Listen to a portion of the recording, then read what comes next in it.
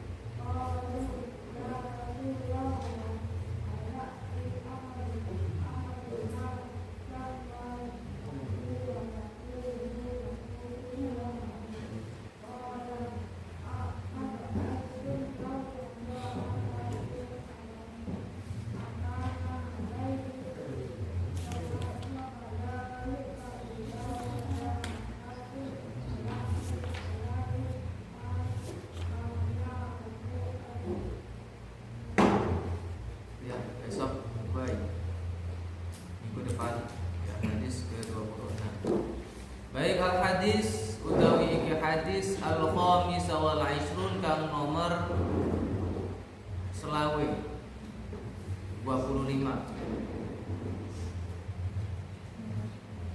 Fadlullah ta'ala wasi'atu rahmatihi. Fadlullah keutamaane Allah ta'ala, wasi'atu lan keluasan rahmatihi rahmati Allah, keutamaan Allah atau kemurahan Allah Ta'ala dan keluasan rahmatnya.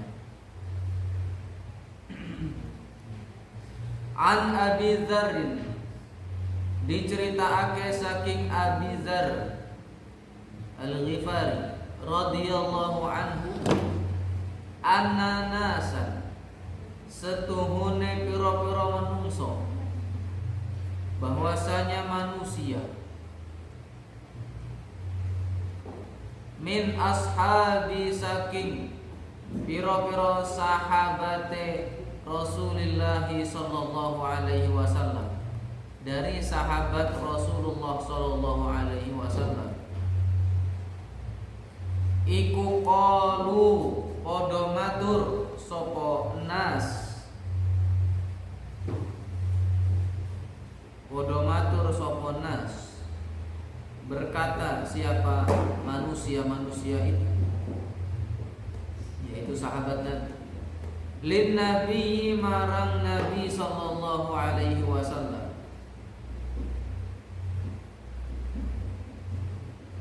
ya Rasulullah, wahai Rasulullah, zahaba,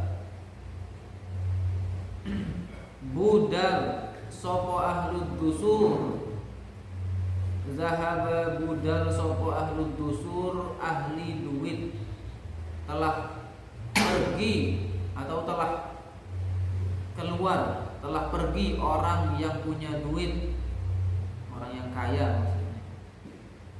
Bil ujuri kelawan piro-piro ganjaran. Bil ujuri kelawan piro-piro ganjaran. Telah pergi orang yang kaya dengan berbagai ganjaran pahala.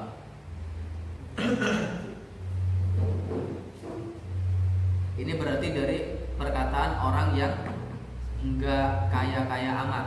Sedenganlah. Orang yang enggak kaya ngomongnya begitu. Orang yang kaya itu telah pergi dengan mengambil banyak ganjaran, memborong ganjaran. Yusalluna hale podo salat sopo ahlu dusur. Orang kaya itu, orang yang punya duit itu, hale yusalluna podo salat sopo ahlu dusur. Keadaannya ahlu dusur ini, orang yang kaya ini, mereka sholat. Orang yang kaya ini mereka sholat. Kama nusolli, koyo yento sholat sopo kito. Kama nusolli, koyo yento sholat sopo kito. Seperti kita sholat. Orang yang kaya ini sholat seperti kita sholat ya Rasul. Ini laporan. Kenapa kok orang yang kaya ini memborong pahala? Kata para sahabat ini, mereka sholat seperti kita sholat. Wa yasumunalan podo poso sopo ahlu dusur. Wa yasumunalan podo poso sopo ahlu dusur. Dan mereka ahlu dusur ini berpuasa. Kama nasumu koyo yento poso sopo kito. Kama nasumu koyo yento poso sopo kito. Mereka itu ahlu dusur ini, orang yang kaya ini, puasa seperti kita berpuasa. Sholat kayak kita, puasa kayak kita. Cuma gara-gara dia kaya, wa yatasaddaquna lan podo sodakoh sopo ahlu dusur. Wa yatasaddaquna lan podo sodakoh sopo ahlu dusur. Dan ahlu dusur ini, orang yang kaya ini, pada bersedekah. Bifuduli amwalihim, bifuduli kelawan luwihane amwalihim, piro-piro artone ahlu dusur. Bifuduli kelawan luwihane amwalihim, piro-piro artone ahlu dusur. Mereka bersedekah dengan kelebihan harta mereka. Kita nggak bisa sedekah. Kata siapa? Kata orang yang laporan ke Rasul. Orang-orang yang biasa saja, nggak kaya, laporan. Mereka sholat kayak kita sholat. Mereka puasa seperti kita berpuasa. Tapi mereka bisa sedekah dengan kelebihan harta mereka. Kita nggak bisa sedekah dengan kelebihan harta kita. Ya gimana untuk makan aja pas-pasan, makan mungkin kurang, mau sedekah nggak bisa. Qala dawuh sapa Nabi sallallahu alaihi wasallam. Ini curahan hati dari umatnya Nabi, dari sahabatnya Nabi yang nggak kaya-kaya amat, ya, atau bahkan yang miskin. Curahan hati mereka bahwa mereka itu nggak bisa bersedekah. Mereka bisa sholat, mereka bisa puasa, tapi mereka gak bisa bersedekah. Beda dengan orang yang kaya, orang yang punya duit. Mereka sholatnya kayak kita, mereka puasa kayak kita, dan mereka bisa bersedekah gak kayak kita. Kita gak bisa sedekah karena pas-pasan. Kata Nabi apa? Qala dawuh sapa Nabi. Nabi bersabda, awalaisa ono to ora ono apa sya'an iku qad ja'ala teman-teman dadi ake. Qad ja'ala teman-teman dadi ake. Apakah tidak dijadikan? Apakah tidak apakah tidak ada yang dijadikan, yang benar-benar dijadikan sapa Allahu Allah oleh Allah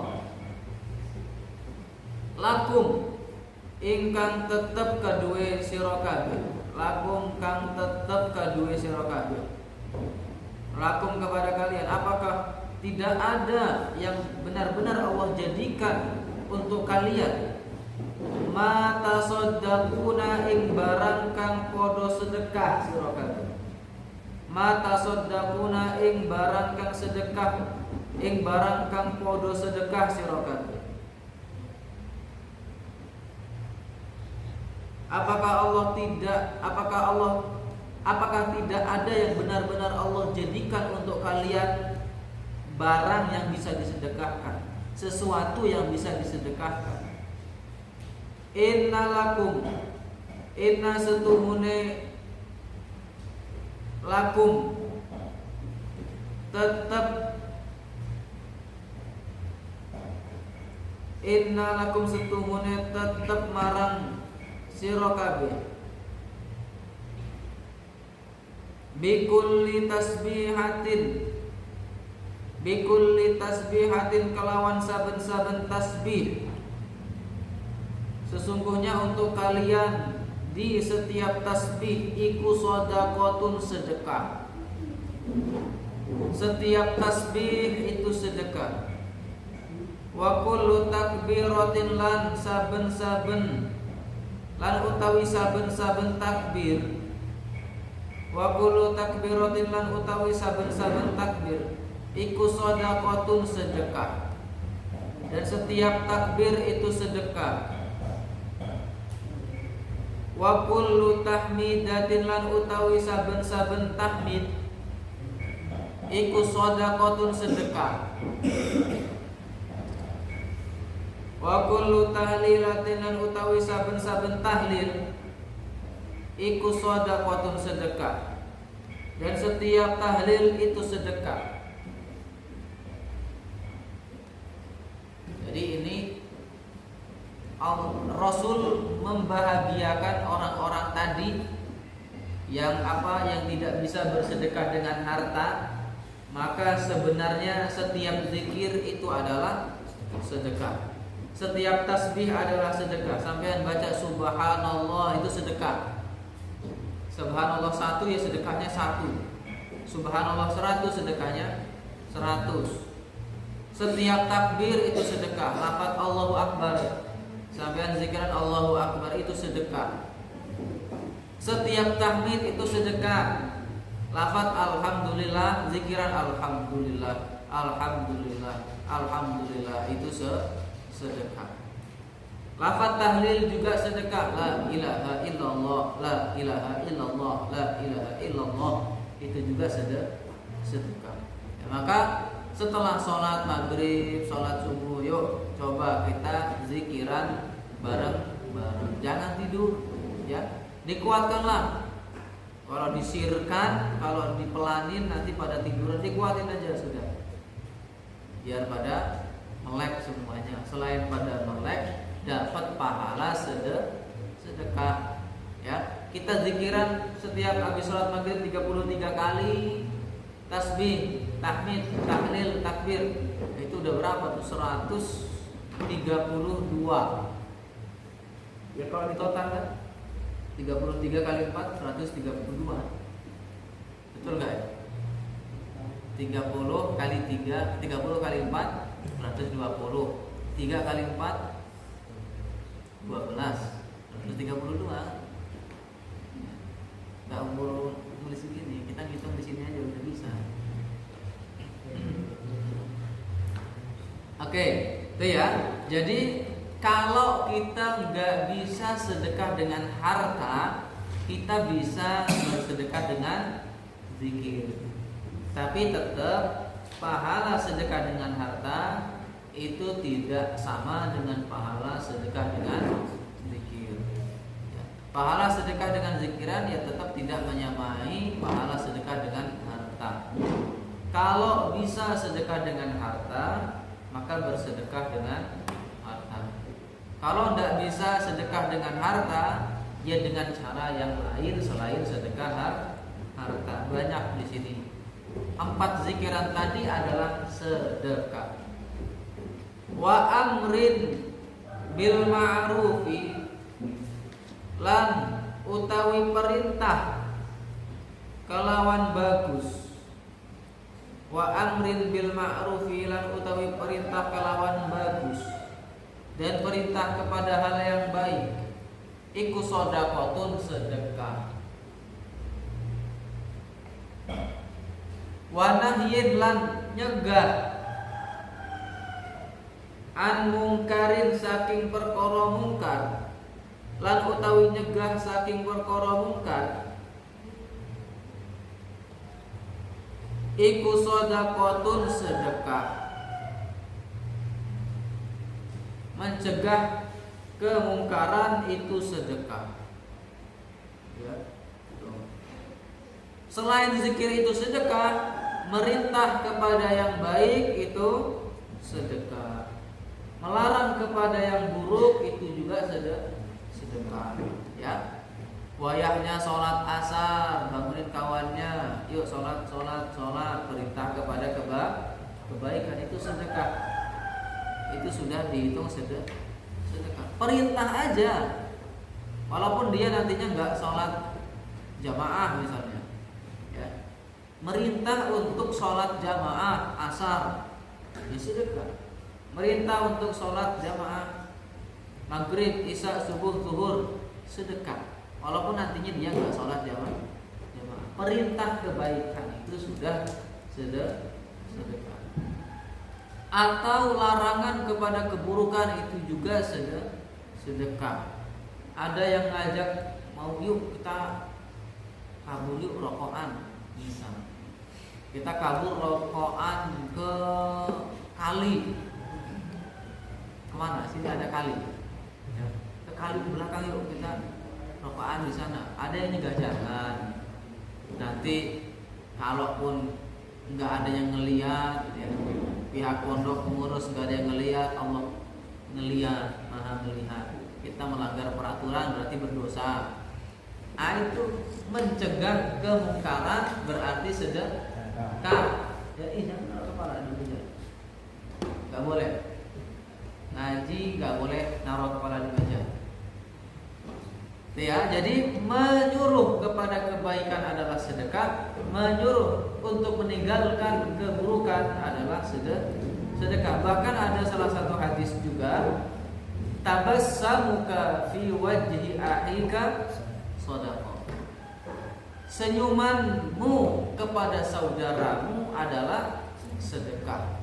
Jadi banyak cara kita untuk bersedekah kalau kita tidak bisa bersedekah dengan harta. Kita nggak punya uang banyak untuk disedekahkan. Kita nggak punya makanan yang banyak untuk disedekahkan.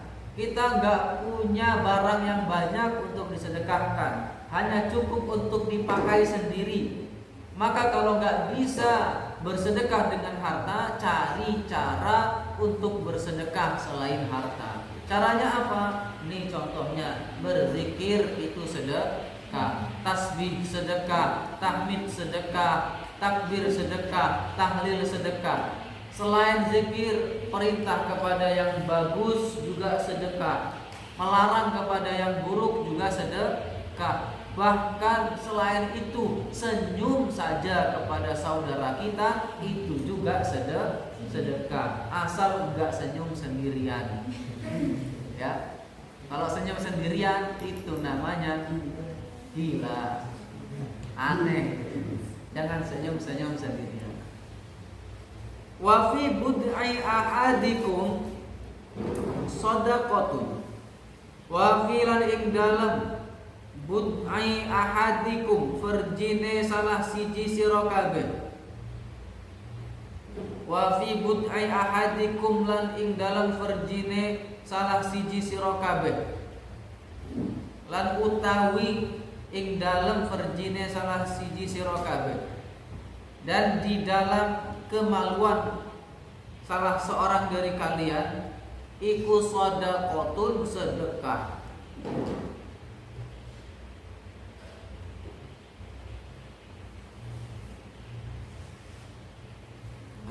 bahasan 18 plus. Yang masih kecil ya dengerin lewat aja. Ya. Kalau mau semangat banget langsung. Ya. Ya karena hadis kan mencakup semuanya. Ini karena kita belajar ya tidak membicarakan masalah parno ya karena memang hadisnya begitu. Qalu ngendikan sapa ashabi Rasul. Sahabat-sahabatnya Rasul berkata, "Ya Rasulullah, wahai Rasulullah, ayati ono to nekani. Apakah kita mendatangi sapa ahaduna salah sijine ingsun. Ahaduna salah sijine ingsun. Apakah kalau salah satu dari kita mendatangi syahwatahu ing syahwate ahad, syahwatahu ing syahwate ahad, apakah salah satu di antara kita jika mendatangi syahwatnya, wa yakunu hale ono iku, wa yakunu hale ono iku tetep lahu kadue ahad, fiha ing dalam sahwate, fiha ing dalam sahwate opo ajrun ganjaran. Apakah salah satu di antara kita, apakah salah satu dari kita jika mendatangi syahwatnya maka dia akan diberikan ganjaran pahala?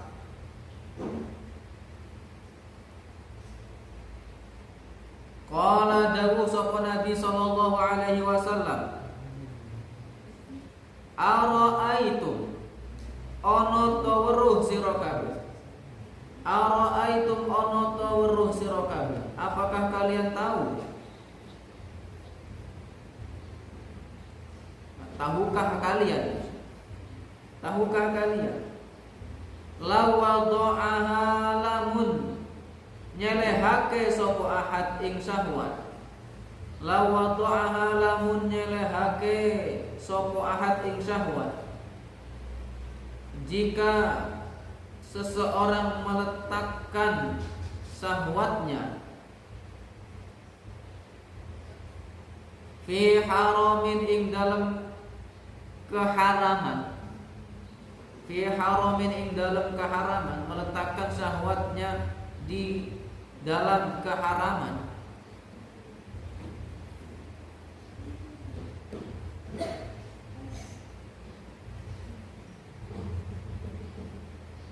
atau wadu'aha bisa memenuhi syahwatnya, fi haramin ing dalam keharaman, akana ono iku alaihi tetep ing atase ahad, akana ono iku tetep alaihi ing atase ahad,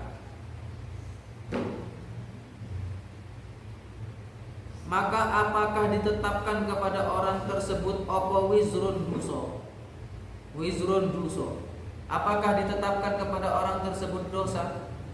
Kalau ada orang yang menaruh atau memenuhi syahwatnya di dalam yang haram, apakah dia berdosa? Nabi bertanya begitu. Kalau ada orang yang melampiaskan syahwatnya kepada yang haram, apakah dia berdosa? Ini nggak perlu dijawab, ya, nggak perlu dijawab karena udah terjawab, pasti dosa. Fakadzalika mongko kaya mengkono-mengkono zalik, fakadzalika mongko kaya mengkono-mengkono zalik, maka seperti itu juga iza wada'aha tatkalane nyelehake sapa ahad ing syahwat, iza wada'aha tatkalane nyelehake sapa ahad ing syahwat, jika dia melampiaskan syahwatnya fil halali ing dalam kehalalan, fil halali ing dalam kehalalan,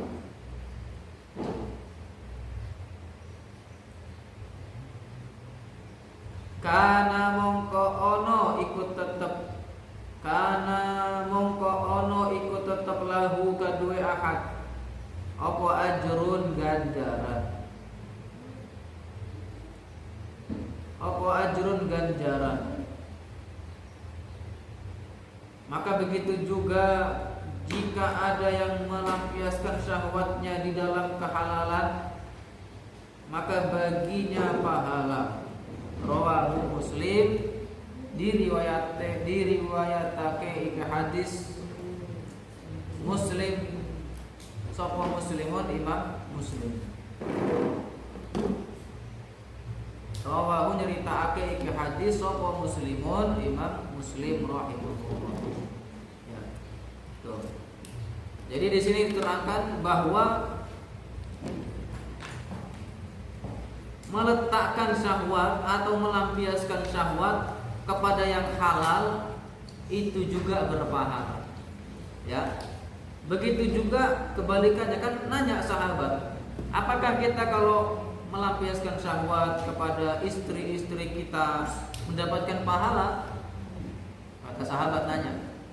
Kata Rasul, diajak mikir. Nah inilah Rasulnya, diajak mikir. Enggak langsung jawab iya, tapi diajak mikir. Sahabat nanya kan, apakah kalau kita melampiaskan syahwat kita kepada istri-istri kita dapat pahala? Ya. Apakah kalau kita kumpul kepada istri kita mendapatkan pahala? Kata Nabi, coba dipikir. Kalau sampean melampiaskan syahwatnya kepada yang haram, artinya bukan istri yang sah, ya. Melampiaskan syahwatnya kumpul dengan perempuan yang bukan istrinya, ya, tidak ada jalinan pernikahan, apakah itu mendapatkan dosa? Dosa, ya, dosa. Dia berarti berzina, ya kan? Berzina. Kalau dia meletakkan syahwatnya kepada yang haram ini berarti perempuan yang tidak ada ikatan pernikahan, bukan istrinya. Ada orang laki-laki kumpul dengan perempuan padahal itu bukan istrinya, ya, entah kenalan di HP apa kenalan di mana kan, kumpul dengan perempuan ini, maka ini perempuan yang haram. Kalau ada laki-laki kumpul dengan perempuan yang bukan istrinya, maka dia melakukan keharaman. Dosa enggak dia? Dosa. Ya, karena itu bukan istrinya, bukan istri sahnya. Nah, begitu juga kebalikannya. Ya, kalau ada perkara ini berdosa, satu perkara ini berdosa, maka ada satu perkara kebalikannya mestinya berpahala gitu. Kalau ada satu perkara ini berdosa, maka kebalikan dari ini mestinya berpahala. Kalau ada laki-laki kumpul yang melampiaskan syahwat kepada istri sahnya, berpahala atau enggak? Ya berpahala. Karena lawan dari yang ini tadi. Ya, perempuan yang tidak dinikahi, perempuan yang bukan istrinya haram. Berarti perempuan istrinya yang sudah dinikahi, maka dia perempuan yang halal. Maka kalau dia sudah halal, ketika kumpul dengan istri pun berpahala. Gitu ya. Jadi itulah ibadah yang paling indah selamanya. Selamanya. Dari mulai qabil tu nikahaha wa tazwijaha bil mahril madhkur halan. Sampai meninggal dunia. Nah, itu ibadah terpanjang dan terindah. Maka jangan salah pilih, ya. Jangan salah pilih kepada siapa Anda melakukan hati. Sekarang masih muda-muda, kesempatan masih panjang, ya, jarak masih sangat luas, ya. Cari, kok cari janganlah, masih kecil-kecil, ya. Persiapkan calon istri ataupun suami sampean itu yang baik. Karena kalau dapat sesuatu, dapat yang cocok, dapat yang baik, dapat yang soleh soleha, itu insya Allah keluarga akan aman, akan damai. Kebalikannya kalau mendapatkan yang kayak mak lampir atau mendapatkan kayak Fir'aun, itu dunia serasa sudah seperti di neraka. Ya, jadi jangan salah pilih. Ya. Jangankan begitu, kadang orang yang kelihatannya bagus, tapi setelah menikah mulai kelihatan beringasnya. Ya, maka pilihan ini enggak kemudian serta-merta langsung. Kenalan baru di Facebook misalnya. Kenalan baru di Facebook, belum pernah ketemu belas, langsung saya mau nikahin Anda. Saya mau ketemu orang tua, mau saya lamar. Besoknya langsung nikah. Habis dilamar seminggu siap untuk menikah. Sebenarnya bagus sih seperti ini. Enggak ada proses yang lama-lama. Tapi kan kita harus mengetahui dulu sosok siapa yang akan jadi pendamping Anda. Ya, itu perlu waktu untuk mengenali sosok ini. Perlu waktu, jangan ujuk-ujuk. Jangan tiba-tiba baru kenalan di Facebook. Kadang media itu menipu. Ya. Bukan kadang, seringnya media itu menipu. Yang benar disalahin, yang salah dibenerin. Itu kadang media itu begitu. Ya. Yang salah kelihatan benar, yang benar kelihatan salah. Ya. Yang jelek kelihatan cantik, kelihatan ganteng. Itu di media. Itu di media. Maka perlu kita tahu secara langsung dulu, dan itu butuh proses untuk kenalan. Ya. Bahasa Arabnya ta'arufan. Ta'aruf itu kan kenalan, sehingga enggak melulu untuk nikah ya. Kita kenalan kayak gini, belum kenal, kenalan itu juga ta'arufan. Jadi perlu waktu untuk kita ke tahap pernikahan. Jangan nanti setelah menikah malah cerai. Ya, sekarang udah bagus nih ada tepuk sakinah. Ya. Kita cari istri, cari suami supaya hidup kita sakinah, tenang. Sakinah itu artinya tenang. Tenang di dalam rumah, bukan kok pusing di dalam rumah. Itu ya. Jadi harus pintar-pintar untuk mencari pasangan hidup, dan itu enggak serta-merta langsung ujuk-ujuk nikah. Ya.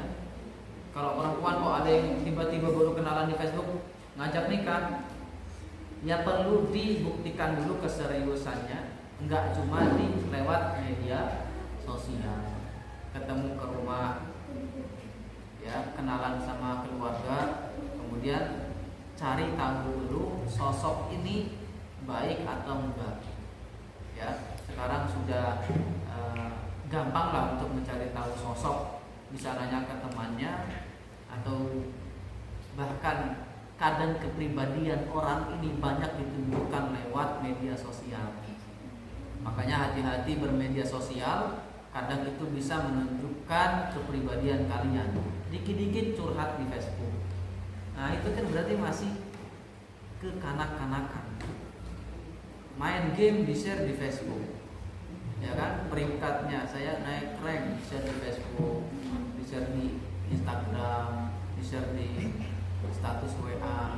Oh berarti ini masih anak-anak. Walaupun umurnya 25, tapi masalah yang kayak gitu kok di-share di mana-mana, karena kebanggaan saya menang, naik rank ketika main game. Oh berarti masih anak-anak. Ya, jadi hati-hati dalam bermedia sosial, karena itu bisa mencerminkan kepribadian kita semua. Wallahu a'lam. Wassalamualaikum warahmatullahi wabarakatuh.